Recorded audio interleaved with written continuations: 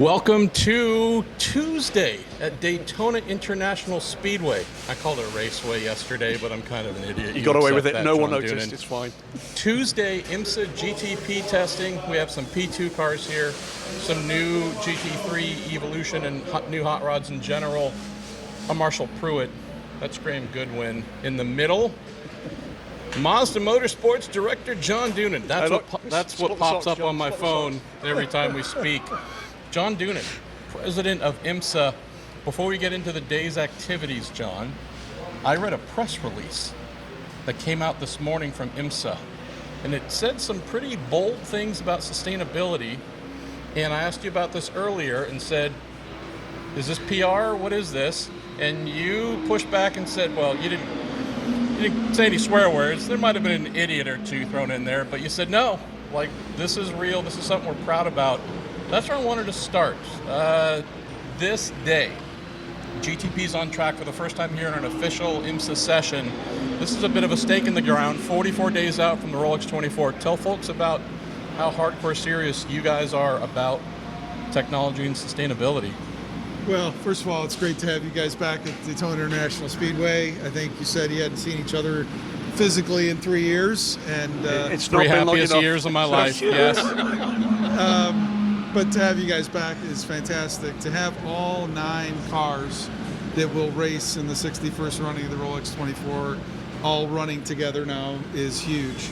But you're right, to be able to come out with the statements that are, we touched on them at the State of the Sport back in August, but to be able to come out today and kick off not only the new era of top category prototype racing, but to come out with a new renewable fuel with tire use reduction thanks to our partners at Michelin, and to have this monumental single source hybrid system for all of these top category cars is really a special moment for the sport, which is what we're all about, for IMSA, of course, in our history, and for all these manufacturers. They came to the table, they heard the story and the vision. We certainly listened to their feedback, and now it's happening, and it makes the hair stand up on my arms. We're way beyond the point, John, with the sustainability agenda we're hearing from IMSA, we're hearing elsewhere around endurance motorsport in particular. We're way beyond the point where we can talk about tokenism. This is real progress now, and head-turning stuff for new audiences. Yeah, I mean, all kidding aside, at what pops up on my phone, on Marshall's phone when I call him, in my previous life, we had the opportunity to sit down with the Department of Energy in the U.S., the EPA in the U.S., and the Society of Automotive Engineers. And when they developed, at the time, the green racing protocols, which are on file in Washington, there's a scoring system about the fuel that you use and the tire consumption and propulsion options, i.e. a single source hybrid system. You add all that up, and no other sanctioning body has achieved what we have now with this setup in the scoring. And it's a proud moment for all of us at IMSA. Again, I think it's a proud moment for the manufacturers that have committed, and the beneficiaries of all this are our fans. And I am so excited for this garage area to be full here, to your point, Marshall, in 40-some days when people are here for the Roar before the 24 and obviously the Rolex. Wanted to mention one other thing, John. Graham and I were speaking about this earlier today. When was this new LMDH/GTP formula formally announced, and when do we have all manufacturers here running with those cars, hybrid vehicles, all vastly different? Yeah. The short amount of time from announcement to execution, can you share that with folks? Because that's another place where we just have to acknowledge reality. IMSA has taken a massive leadership role in this department. Yeah, I mean, here on these grounds in January of 2020, we sat in the media center with Jim France, with Ed Bennett, obviously myself, my first day on the job, Pierre Fion, and of course at the time Gerard Nouveau, now Frederic on the WEC side, and it made the announcement that we were going to have a common set of technical regulations.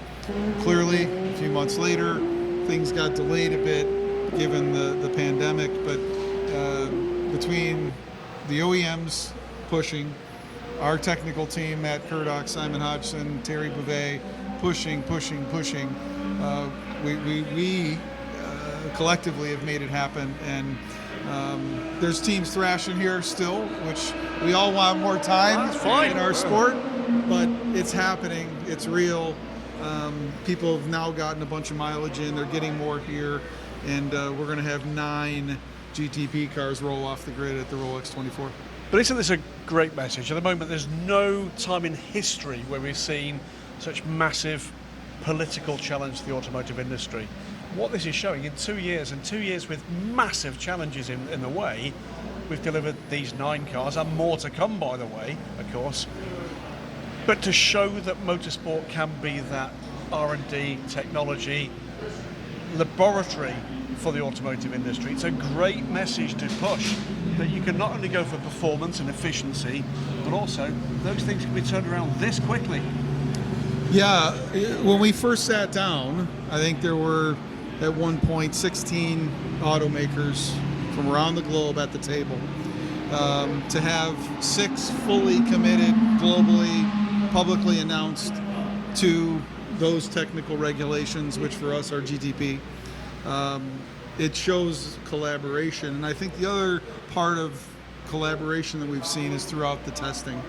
Because of some of the supply chain issues, there were folks short, and there was sharing, and there was parts sharing, but there was information sharing. During a test, if they came up with some challenges, which we all know in motorsport, there's teething pains when you launch something new. That information was shared not only with the suppliers of the componentry, but with the other OEMs, just to make sure that this launch goes off for the good of the sport. And that's what the result has been. And I think for us at IMSA, to have 18 automakers that race with us throughout all of our platforms, we want to continue to be the laboratory, but we want to be a place where they feel they can market their brand, their powertrains, their designs, and really tell the story to the auto industry, but to their fans. Better still, Marshall mentioned it earlier, we got the GTD cars, the 3 new GTD cars that will form part of the grid for the Rolex 24. One of those makes will be another addition to GTP in 2024 with Lamborghini coming too. Yeah, I had the opportunity to be at the Lamborghini Super Trofeo World Finals in Portugal. Of course, Iron Lynx was announced there as the foundation of their program from development to execution, and coming to IMSA with GTD and GTD Pro cars here this year to welcome Lamborghini. That's been such a great partner to the top category. Everyone loves the designs you've seen. Every one of them has I've seen. Where does a Lamborghini fit in? None of us have seen it, but you're laughing. Is it that good? Yeah, it's cool. Yeah, the little, their brand, of course, every brand has their design language, and you see the designers who design the road cars and how excited and giddy they are about this type of project. You know that they don't do anything subtle, so I'll just tell you, it's going to be good. It better look like a Lamborghini Mira or a mid-'80s like Miami Countach or something like that. But what we are going to have, by the way, and announced today, John, and this is something else I think we can look forward to in this fantastic era, factory-focused racing, is some star power with Lamborghini, because announced today that we're going to see it at the Rolex 24 in GTD, but in GTP we're sure to follow. Yeah, hold on. Let me pull this up because he just sent me a text like 20 minutes ago. Holy heck. I'm not leaving IndyCar. It stays my primary championship even in 2024. Right. And after, my friend, just an FYI, to which I said, hey there, I never said you're leaving IndyCar. And apparently, RACER, we came up with a headline that I guess confused some folks and maybe suggested, and he said it might have been lost in translation, and some folks in media did mention that, yeah, they might have thought we announced he was leaving IndyCar somehow. So thank you for that correction, Romain. Glad we're going to have you in IndyCar, and hopefully here Alright, as well. So what he's saying is there's no way he's coming to GTP. He's not interested anyway He's never whatsoever. going to talk to me again as well, but at least he'll text me. Let's close on this, John. Hey, we keep hearing that you've had 11 billion entries for the Rolex 24. I know you can't tell us any secrets because y'all have yet to announce it. Can you at least give some color to the type of interest you had? Is it real what we've been hearing, that you've probably never had more requests for entries than you're dealing with now? It's very real. I just came from the office back over to the track here. We had today's a milestone day because it's the entry deadline. We have over 70 cars that want to come compete in the Rolex 24, and that too makes my hair stand up on my arms.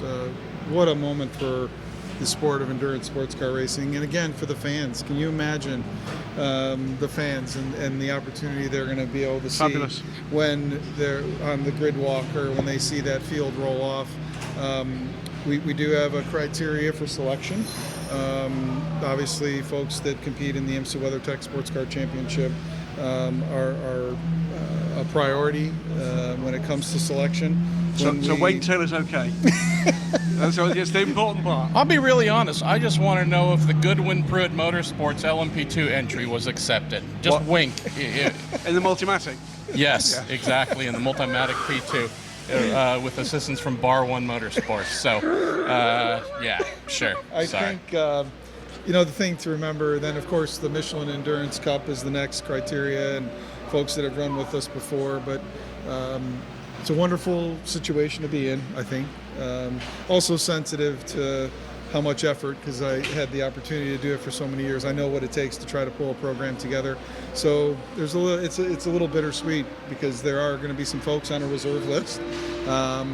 But it's not only going to be the Rolex 24 that is a challenge, because when you go to other circuits, there's only so much space on pit lane.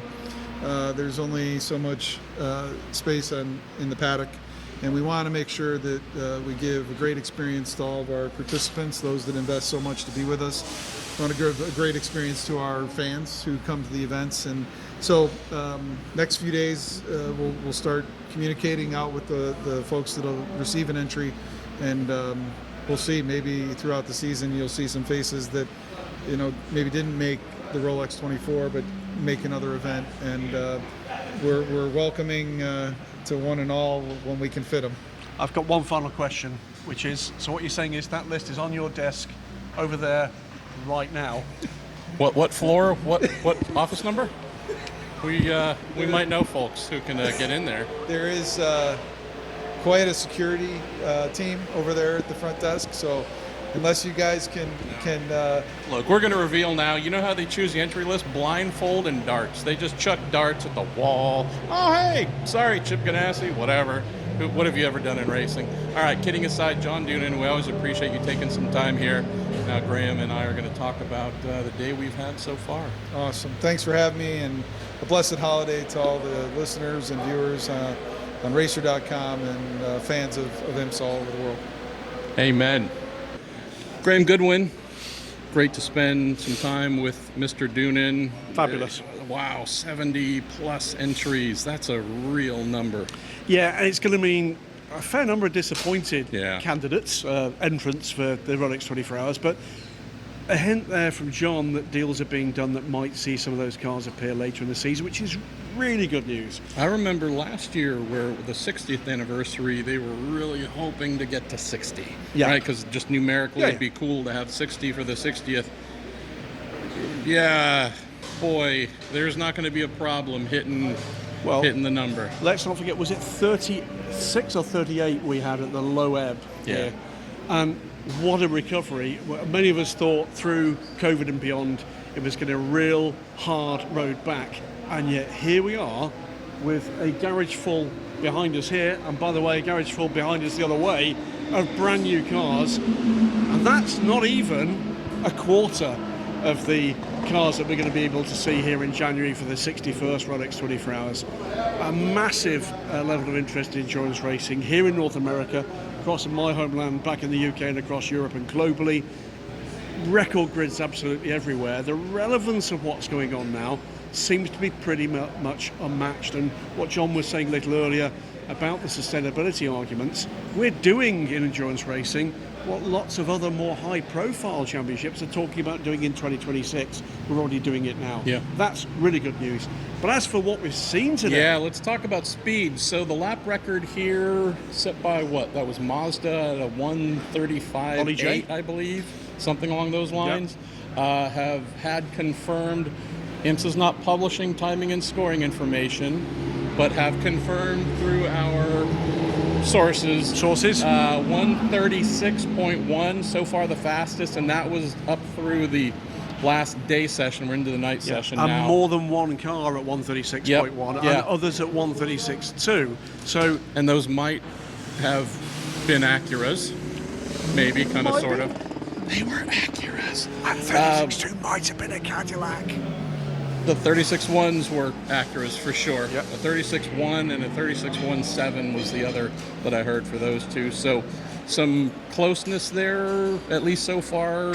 Porsche BMW still working on things a little bit. Behind us here, we've got BMW M-Team RLL Mechanics finishing the build on race chassis number 1. Yep. Next to it has been their test mule. Was told race chassis number 2 is back in Indianapolis being built up, but they hope to get race chassis number 1 on the track tomorrow. In fact, second car over, the 01 Cadillac, race chassis number 1 for Chip Ganassi Racing. That car yet to take to the track because that car too is going to be ready here for a shakedown. One of the Cadillacs had a MGU failure today. As I overheard, it was a very high mileage unit, so not something that led folks to be concerned, just like we sometimes see engines say farewell as they get to the upper end of mileage. That might have been more the case, but been down for a few hours there. I believe that happened when Renger van de Zande was driving. I accused Sebastian Bourdais of actually trying to plug in his Apple iPhone charger, and it just blew the whole thing up. But watch them make that change there. We've run into a bunch of great folks, learned a lot from a bunch of drivers. I would say the main thing I've picked up so far in speaking with the drivers and even crew, nobody feels like any of this stuff has any permanence. No. Basically, the wheels and tires are about the only thing that doesn't change. The bodywork has now been homologated, so that really doesn't change. Everything else seems like it is up for revision upon revision. Who knows how many parts are still coming for these cars, Graham, for the Roar. There's two things about that. One is a steady stream of people arriving with carry-on bags from planes, and then a group of engineers will descend upon the bag to find out what's arrived this time. And that's also part of the fun, because we've heard folks tell us, they said that we were receiving these 10 items. Yep. And then we opened the box, and there were 5 of them. Or if 5 were missing, maybe they got 2 other things, but those things replaced things they actually needed. So while they might have gotten more than expected, they weren't actually things that they needed. Like a lucky bag. Like, it's total whack-a-mole of parts and supply and across everybody. And I think there's 3 other things. One, the parts supply chain is still a major problem for everybody, without a doubt. Quite aside from the fact that they are all firefighting, for the most part, minor nickels. So that means there's 2 things in play here, MP. The first of those things in play is reliability. There's no doubt that is going to be the story of the Rolex 24 as things stand today. Been a couple things today, right? Yeah. Talk about some of the things that have kept cars off track. Throttle sensor for one of the 2 Porsches. I think I'm right, a faulty fire bottle for the test mule BMW. We've had all sorts of electrical problems too for other cars around here. I spent most of the first 2-hour session sitting on the bleachers, the exit of the first hairpin. Not a lot of mileage from any of the GTPs for about the first hour plus. It was only really the last 40 minutes we saw a good selection of the cars coming out. Thank goodness the security guard came over and said, Mr. Goodwin, no nude sunbathing. You should have asked before. Yeah, then before they switched the cameras on, that was a bad move. Point. But once they did come out, here's the good news, sports car fans. They look very different and they sound very, very different. And in particular, I think you noticed the 2 Acuras sounded different from each other. Oh, yeah. So the number 10 Wayne Taylor Acura RX 06 in the afternoon session had their traction control not only on but turned up to 1,000, and so it sounded like the car had the worst case of the hiccups ever, and that's because any minor slip, any minor load of place to the rear tires, intervention, cutting all that out, only when the car got pointed straight coming out of the horseshoe there did it really start accelerating properly. And then we find out that, well, hey, why did the Meyer-Shank Racing Acura sound different? Well, they turned it off. Absolutely. And the thing was a rocket. It was so cool to watch. But yeah, two cars 30 seconds apart from each other. One sounded like it had way too much Taco Bell for dinner last night. The other one just smooth and cool as the other side of the pillow. So that's the first thing, is going to be reliability. Yes. The second thing, and we're seeing that up and down this row of garages all day. You mentioned reliability. We shouldn't leave off that. Should we tell folks how many people have told us, and we're also going to get in on this? Everyone's putting bets on the Tower Motorsports LMP2, soon to be driven by Joseph Newgarden, Scott McLaughlin, Kiffin Simpson, and then also John Ferrano. Like, I've had a dozen people tell me they're going to go find wherever they can place bets. Everybody's placing bets on that car to win the race. There you go. Well, it's going to be a result that's determined not just by reliability, but by the other factor. That's the other thing these teams are working on, which is the serviceability of these cars. When it goes wrong, can they diagnose it, and can they fix it, and if so, how quickly? These are going to be rocket ship fast. Can they catch a well-prepared P2 car in the Rolex 24 Hours at Daytona? If that car runs untroubled and very quickly, that might be one of the really big storylines for this. I would also say don't underestimate the speed capabilities of the GTP cars. So again, today afternoon fastest about 0.3 of a second off of the outright qualifying lap record. I happened to learn a little bit more about that, and that lap was turned on some old tires. There you go. And then you factor in the how hard is everybody truly pushing, because no one wants to get IMSA to come and bop them on the head. I know. Really? Shock. So 0.3 off of the outright lap record, and yeah, these cars can go very fast. The question will be, Graham, where does IMSA decide to want them to fall? And that's the key. We can talk at the moment about the actual performance level these cars are capable of, but remember, this is a balanced performance class, and the ultimate performance is going to be determined, as we see a very brightly lit Ferrari, these yellow headlamps, very stylish. It's going to be where that cap is placed. Remember, what does BOP do? BOP effectively defines the maximum performance a car is capable of. How close you can get to that performance is down to the men and women here in the garages, on pit wall, and of course in the driver's seats. All right. We spend way too much time flapping our gums, Goodwin, but we do that But it's fun. for at least an hour a week. It's on fun. our little show. All right. He's Graham Goodwin. You're probably used to seeing him, hearing him, whatever, on WEC coverage. He's pretty good at talking about that stuff. I don't know, whatever the hell I do. I'm Marshall Pruett. That's my boy Graham, the pole dancer Goodwin. I don't know if we're going to speak to you tomorrow, because I need to blast out of here early, because I got to get home. You've got things. You've got a very special day. Happy birthday, Pruett.